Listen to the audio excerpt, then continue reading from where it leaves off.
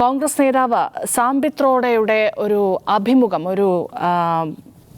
വാർത്താ ഏജൻസിക്ക് നൽകിയ അഭിമുഖത്തിലെ ചില പരാമർശങ്ങൾ വലിയ രാഷ്ട്രീയ വിവാദമാക്കി മാറ്റുകയാണ് BJP. അദ്ദേഹം പറഞ്ഞത് രാജ്യത്തിൻ്റെ കിഴക്ക് ഭാഗത്തുള്ളവർ ചൈനക്കാരെ പോലെയാണ്, പടിഞ്ഞാറ് ഭാഗത്തുള്ളവർ അറബികളെ പോലെയാണ്, വടക്ക് ഭാഗത്തുള്ളവർ വെള്ളക്കാരെ പോലെയും തെക്ക് ഭാഗത്തുള്ളവർ ആഫ്രിക്കക്കാരെ പോലെയുമാണ് എന്നാണ്. പക്ഷേ അതൊന്നും ഞങ്ങൾക്ക് പ്രശ്നമല്ല, ഞങ്ങളെപ്പോഴും സഹോദരന്മാരാണ്, ജനാധിപത്യത്തിൻ്റെ ഉത്തമ ഉദാഹരണമാണ് ഇതെന്നുമാണ് പട്രോള പറയാൻ ഉദ്ദേശിച്ചത്. പക്ഷേ പ്രധാനമന്ത്രി നരേന്ദ്രമോദി അടക്കമുള്ള വലിയ വിമർശനങ്ങൾ ഇതിനെതിരെ ഉയർത്തുന്നു.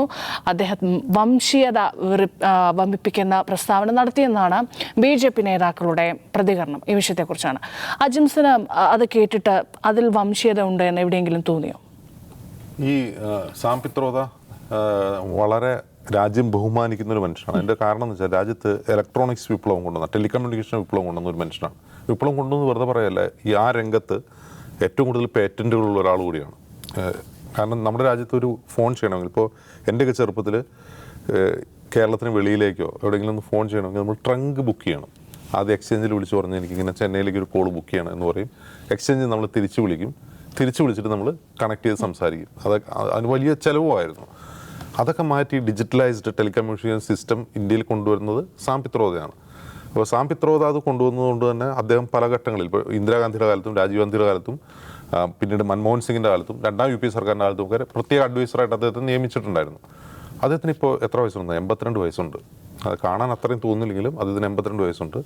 അത്തും പിത്തും പറയുന്ന പ്രായമായിട്ടുണ്ട്. ഇതൊരു കാര്യം. രണ്ട്, അദ്ദേഹം ഓവർസീസ് ഇന്ത്യൻ കോൺഗ്രസിൻ്റെ ഗ്ലോബൽ ചെയർമാൻ. ഇതൊക്കെ ശരി. അദ്ദേഹം വർഷങ്ങളായി ഷിക്കാഗോയിലാണ് താമസിക്കുന്നത്. വല്ലപ്പോഴും ഈ എന്തെങ്കിലും ഉപദേശക സ്ഥാനം കിട്ടുമ്പോൾ അദ്ദേഹം വന്ന് ഡൽഹി താമസിക്കും, എന്നാൽ തിരിച്ച് അദ്ദേഹം അമേരിക്കയിലേക്ക് പോകും. അദ്ദേഹം അമേരിക്കൻ പൗരത്വം റെലിങ്ക്വിഷ് ചെയ്ത ഒരാളാണ്, ഇന്ത്യൻ പാസ്പോർട്ട് ഇടാൻ വേണ്ടി. അത് വേറെ കാര്യം. പക്ഷേ എങ്കിൽ പോലും അദ്ദേഹം അമേരിക്കയിലാണ് താമസിക്കുന്നത്. ഇന്ത്യയിലെ രാഷ്ട്രീയം എന്താണെന്നോ ഇന്ത്യയിൽ എന്താണ് നടക്കുന്നതിനെക്കുറിച്ച് അദ്ദേഹത്തിന് കാര്യമായി പിടിപാടില്ല. അദ്ദേഹം ഒരു ടെക്നോക്രാറ്റാണ്. ഇപ്പോൾ മുമ്പ് ഈ 2014 മണിശങ്കർ അയ്യർ കോൺഗ്രസ് ചെയ്ത ചില ഡാമേജസ് ഉണ്ട്. അദ്ദേഹം പറയുന്നത് ശരിയായിരിക്കും. ഇപ്പോൾ മണിശങ്കർ അയ്യർ എന്താണ് പറയുന്നത്? അയാളൊരു നീചനായ മനുഷ്യനാണ്. ആരെക്കുറിച്ച്? നീച്ചാത്മി, മോദിയെക്കുറിച്ചാണ് പറയുന്നത്. മണിശങ്കർ അയ്യർ പറയുന്നത് ഏത് ബോധ്യത്തിൽ നിന്നാണ്? 2002 ഗുജറാത്ത് കലാപത്തിൻ്റെ ബോധ്യത്തിൽ നിന്നാണ് അദ്ദേഹം അത് പറയുന്നത്. പക്ഷേ ഇവരതിനെന്ത് ചെയ്തു? സോഷ്യൽ മീഡിയയിൽ ട്വിസ്റ്റ് ചെയ്ത് ഇദ്ദേഹം OBC കാരനോ ഇതാണ് നീചൻ എന്ന് വിളിക്കുന്നത് ട്വിസ്റ്റ് ചെയ്തു. ഇതാണ് ഈ BJP ഡിസൈഡ് ചെയ്യുന്ന പണി. ഈ 2024 തെരഞ്ഞെടുപ്പിലെ മണിശങ്കർ അയ്യറാണ് സാംബിത് റോഡ. അതിൻ്റെ കാരണം വെച്ചാൽ അദ്ദേഹം പറയുന്നത് എന്താണ്? അദ്ദേഹം മുമ്പ് ഈ കോൺഗ്രസിൻ്റെ വെൽത്ത് റീഡിസ്ട്രിബ്യൂഷനെ കുറിച്ച് ഏതോ യൂട്യൂബ് ചാനലിനോട് വിശദീകരിക്കുകയാണ്. എന്താണ് പറയുന്നത്? ഈ വെൽത്ത് റീഡിസ്ട്രിബ്യൂഷൻ നിങ്ങൾ ഇത്ര വലിയ പ്രശ്നമാക്കണ്ട. കാരണം അമേരിക്കയിലൊക്കെ മറ്റേ എന്താണ് ഇൻഹെറിറ്റൻസ് ടാക്സ് ഉണ്ട്. കാരണം വലിയ സമ്പന്നന്മാരും സമ്പത്ത് അവശേഷിപ്പിച്ച് വലിച്ചു പോയി കഴിഞ്ഞാൽ മുഴുവനും കുട്ടികൾക്ക് കിട്ടില്ല, കുറേയൊക്കെ സ്റ്റേറ്റിന് കിട്ടും, അത് പിന്നീട് പാവങ്ങൾക്ക് വിതരണം ചെയ്യും. അങ്ങനെ ഒരു സിസ്റ്റം അമേരിക്കയിലുണ്ട്. ഈ വെൽത്ത് റീഡിസ്ട്രിബ്യൂഷൻ എന്ന് പറയുന്നത് ആരുടെയും മുതൽ പിടിച്ചെടുത്ത് വിതരണം ചെയ്യുന്നതല്ല എന്നാണ് അദ്ദേഹം പറയുന്നത്. പക്ഷേ ഇത് ആദ്യത്തെ ഭാഗം മാത്രം കട്ടിയെടുത്ത് അമേരിക്കൻ മോഡൽ ഇവിടെ നടപ്പാക്കുമെന്ന് IT സെൽ പ്രചരിപ്പിച്ചു. ഈ കാര്യത്തിൽ എന്താണ് സംഭവിക്കുന്നത്? ഈ കാര്യം ഇന്ത്യയുടെ ഡൈവേഴ്സിറ്റിയെ കുറിച്ച് അദ്ദേഹം വിശദീകരിക്കുകയാണ്. നമ്മുടെ രാജ്യത്തെ ആളുടെ ശരീരപ്രകൃതി നോക്കൂ, ചിലർ വെള്ളക്കാരെ പോലെയാണ്, ചിലർ ചൈനക്കാരെ പോലെയാണ്, കുറച്ച് പേർ ആഫ്രിക്കക്കാരെ പോലെയാണ് എന്നാണ് അദ്ദേഹം ഡൈവേഴ്സിറ്റിയെ കുറിച്ച് പറയുന്നത്. അപ്പോൾ ഈ ആഫ്രിക്കക്കാരെ പോലെയാണ് സൗത്ത് ഇന്ത്യക്കാരെന്ന് പറയുന്നത്. അത് റേസിസമാണോ എന്ന് ചോദിച്ചാൽ അദ്ദേഹം ഉദ്ദേശിച്ച റേസിസം അല്ല, പക്ഷെ അതിനങ്ങനെ വ്യാഖ്യാനിക്കുകയാണ് ചെയ്യുന്നത്.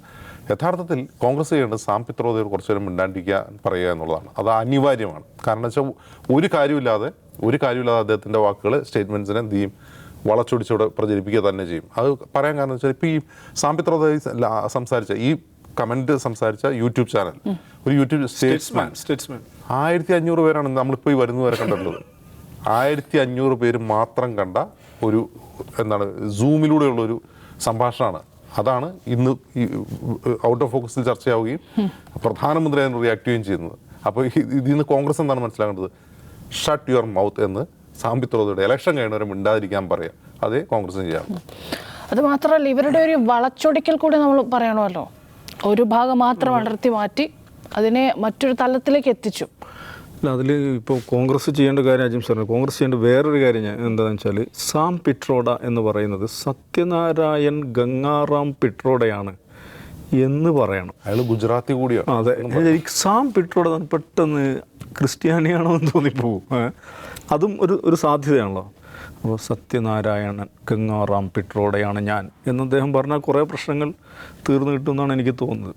അപ്പോൾ അദ്ദേഹം ഇന്ന് പറഞ്ഞതിൽ പറഞ്ഞാൽ ആഫ്രിക്കൻ കുറേ പേര് അതിൽ വസ്തുതാപരമായ കുറേ പെശകുകളുണ്ട്. ഇപ്പം അദ്ദേഹം പറയുന്നു വെസ്റ്റിലുള്ള ആളുകൾ അറബ്സിനെ പോലെയാണെന്ന് പറയുന്നു, സൗത്തിലുള്ള ആളുകൾ ആഫ്രിക്കൻസിനെ പോലെയാണ്, നോർത്ത് ഈസ്റ്റിലുള്ളത് ചൈനക്കാരെ പോലെയാണ്, പിന്നെ നോർത്തിലുള്ളത് വൈറ്റിനെ പോലെയാണ്.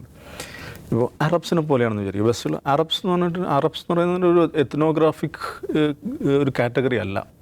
അറബ്സ് എന്ന് പറഞ്ഞാൽ ആരാണ്? അറബ്സ് എന്ന് പറഞ്ഞാൽ അറബി ഭാഷ സംസാരിക്കുന്ന ആളുകൾ ഇറാഖ് മുതൽ അങ്ങ് മൗറിട്ടാനിയ വരെ നീണ്ടു നിൽക്കുന്നതാണ്. അതിൽ ആഫ്രിക്കയിൽ 7 രാജ്യങ്ങൾ, അറബ് രാജ്യങ്ങളുണ്ട്.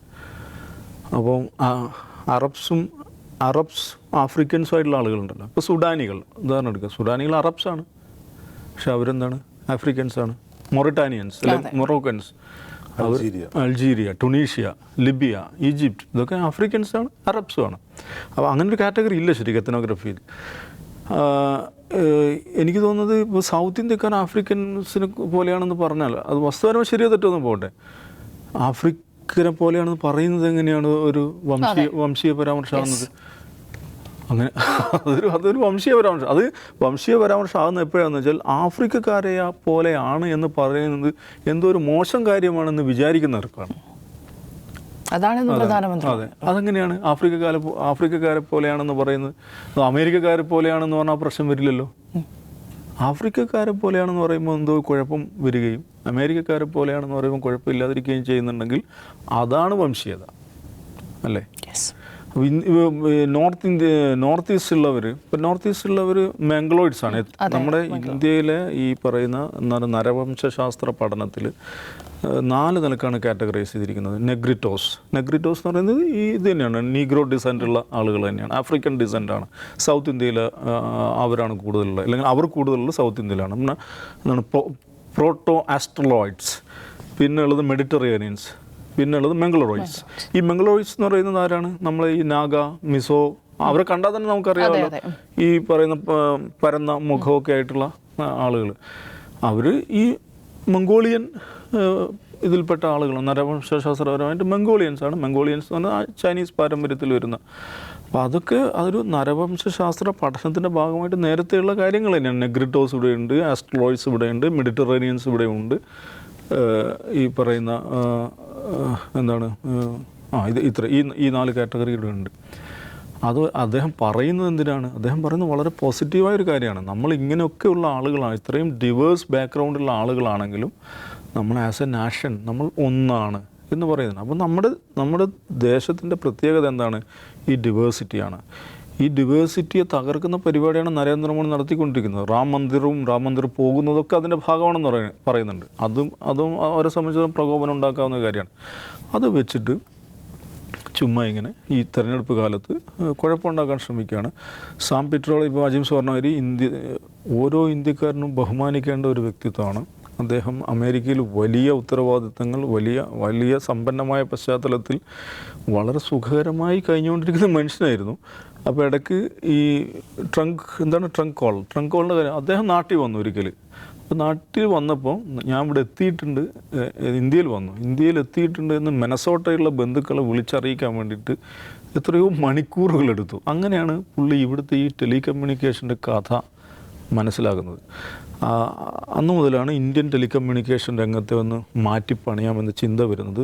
ഇന്ദിരാഗാന്ധി അദ്ദേഹത്തിൻ്റെ സഹായം തേടുന്നുണ്ട്. രാജീവ് ഗാന്ധിയാണ് അദ്ദേഹത്തെ ഏറ്റവും കൂടുതൽ ഉപയോഗപ്പെടുത്തുന്നത്. ഒരു കാര്യം മനസ്സിലായി, രാജീവ് ഗാന്ധിയുടെ കാലത്താണ് ഇന്ത്യൻ ടെലികമ്മ്യൂണിക്കേഷനിൽ ഈ പറയുന്ന വിപ്ലവങ്ങളെല്ലാം ഉണ്ടായിട്ടുള്ളത്. അദ്ദേഹം രാജീവ് ഗാന്ധിയുടെ ടെലികമ്മ്യൂണിക്കേഷൻ അഡ്വൈസറായിരുന്നു. പിന്നീട് ഇദ്ദേഹത്തിൻ്റെ മൻമോഹൻ സിംഗിൻ്റെ കാലത്ത് അഡ്വൈസറായിരുന്നു. നാഷണൽ നോളജ് മിഷനോ അങ്ങനെ എന്തോ സംവിധാനം ഉണ്ടാക്കി അതിൻ്റെ ഉത്തരവാദിത്വം ഏൽപ്പിച്ചു. ക്യാബിനറ്റ് പദവി കൊടുക്കുന്നുണ്ട് മൻമോഹൻ സിംഗ്. എന്ന് പറഞ്ഞാൽ നമ്മുടെ ഇന്ത്യയെ ആധുനീകരിക്കുന്നതിൽ ഏറ്റവും വലിയ പങ്ക് വഹിച്ചിട്ടുള്ള അതിപ്രഗത്ഭനായിട്ടുള്ളൊരു ടെക്നോക്രാറ്റാണ്. ആ മനുഷ്യനെ ഈ രാജ്യം മുഴുവൻ ആദരിക്കുകയും സല്യൂട്ട് ചെയ്യുകയും ചെയ്യുന്ന ഒരു മനുഷ്യനാണ്. നമുക്ക് അഭിപ്രായ വ്യത്യാസങ്ങളൊക്കെ ഉണ്ടാകാം നിലപാടുകളൊക്കെ ആയിട്ട് ബന്ധപ്പെട്ട്. പക്ഷേ അദ്ദേഹം നമ്മുടെ ഡൈവേഴ്സിറ്റിയെക്കുറിച്ച് സൂചിപ്പിക്കാൻ പറഞ്ഞ ഒരു വാചകം അടർത്തിയെടുത്തിട്ട് അതിനകത്ത് കുഴപ്പമുണ്ടാക്കാൻ ശ്രമിക്കുകയാണ്. ഈ വളച്ചൊടിക്കൽ ഇത് മാത്രമല്ല, ഇപ്പോൾ ഈ മൻമോഹൻ സിംഗിന്റെ കാര്യം പറഞ്ഞപ്പോഴാണ് അദ്ദേഹത്തിന്റെ പ്രസംഗം നമ്മൾ കണ്ടതാണല്ലോ. യെസ്, അത് തന്നെയാണ് അദ്ദേഹം പൂർണ്ണമായും ഇന്ത്യയുടെ വൈവിധ്യത്തെക്കുറിച്ച്, ഇന്ത്യയുടെ സംസ്കാരത്തെക്കുറിച്ചൊക്കെ നടത്തിയ, അതായത് വൈവിധ്യങ്ങളെ സൂചിപ്പിച്ചുകൊണ്ട് തന്നെ എല്ലാവരും ഒറ്റക്കെട്ടായി സഹോദരങ്ങളായി നിൽക്കുന്ന ഒരു സമൂഹമാണ് എന്ന് പറയാനാണ് ഉദ്ദേശിച്ചത്. അതാണ് പറഞ്ഞത്. പക്ഷേ അതിനെ വളച്ചൊടിച്ച് തങ്ങളുടെ രാഷ്ട്രീയ ലാഭത്തിന് വേണ്ടി, തങ്ങളുടെ രാഷ്ട്രീയ നേട്ടത്തിന് വേണ്ടി ഉപയോഗിക്കുന്ന BJPയുടെ അജണ്ടയാണ് ഇപ്പോൾ കണ്ടുകൊണ്ടിരിക്കുന്നത്. ഔട്ട് ഓഫ് ഫോക്കസിൽ സമയം ഇവിടെ പൂർണ്ണമാവുകയാണ്. നമസ്കാരം.